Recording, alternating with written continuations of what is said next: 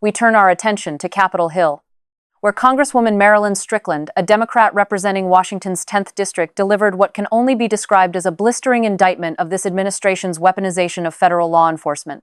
In a House hearing that was supposed to focus on Coast Guard operations, Strickland pivoted to confront an uncomfortable truth that this administration refuses to acknowledge: the transformation of ICE into what she called the president's personal police force. What she said next left the chamber in stunned silence. Semper Paratus. Gentleman yields. Ms. Strickland? Ms. Strickland? Oh, he's back. Thank you, Chairman Ezell and Ranking Member Carvajal, for holding this hearing. I first want to focus on force laydown and the Coast Guard's commitment to maintaining capabilities in the Indo-Pacific. A December 2025 Coast Guard report confirms that the Hawaii home-ported cutter Harriet Lane, which has been central to conducting maritime law enforcement and expanding maritime domain awareness in the Indo-Pacific, will likely be relocated due to home port limitations. Rear Admiral Barada, can the Coast Guard commit to ensuring that critical Coast Guard assets remain in the Pacific? Congresswoman, good morning. So the Harriet Lane obviously is, they are located out there, been doing tremendous work. We've been very happy with them, and we're trying to push as many cutters as we can into the Indo-Pacific. And so we're still working on that. The Harriet Lane will not leave the Pacific. That we guarantee that. We're just looking for a place that suits the operations and the families that can accommodate her.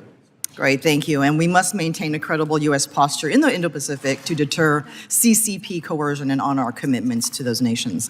I'm going to pivot a bit now, and I want to talk about the bigger picture of the Department of Homeland Security's actions. The Coast Guard operates under the jurisdiction of DHS. First of all, the American people deserve to feel safe wherever they are, at home, in their neighborhoods, and the work that you do is integral to that. This administration was voted in on the promise that it would deliver safety for all Americans.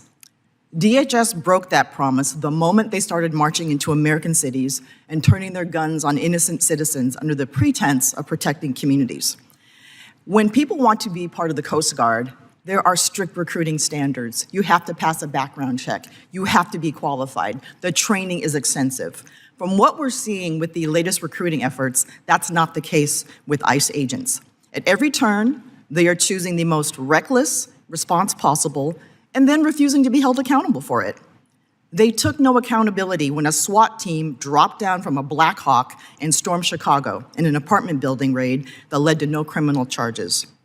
No accountability when agents shot 2 people during a traffic stop in Portland. And no accountability whatsoever when a masked ICE agent shot a 37-year-old woman in Minneapolis in the face. No accountability when the administration then stonewalled state and local law enforcement trying to conduct a fair fact-finding investigation. Americans, regardless of political affiliation, Democrats, independents, and Republicans are outraged at this administration's complete overreach and assault on the rights of the American people. But this was never about immigration for them. This is domestic terrorism. American lives have become an afterthought to this administration's ultimate goal of scaring people, declaring martial law, and using ICE as the president's personal police force.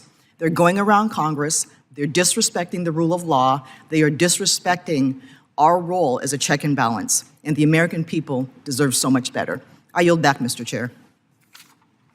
Gentlelady yields. It was a sitting member of Congress, Congresswoman Marilyn Strickland of Washington State, issuing a formal warning to the American people about the erosion of constitutional norms happening in plain sight. This was a routine oversight hearing on Coast Guard operations. Rear Admiral Barada was there to discuss cutter deployments and Indo-Pacific strategy.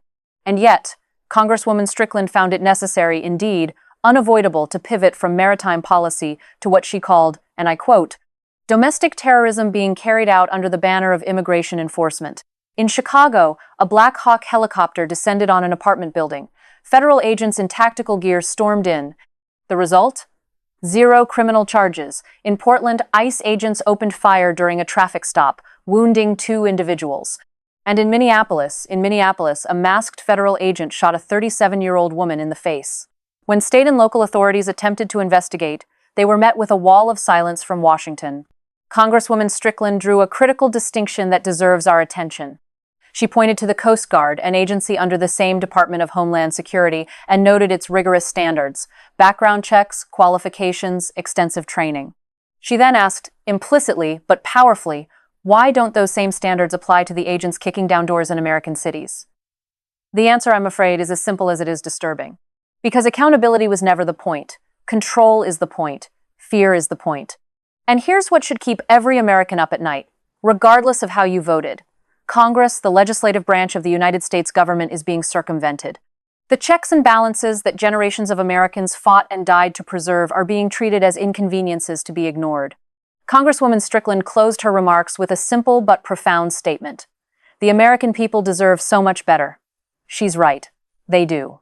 The question now is whether enough of us are paying attention and whether we still have the collective will to demand it.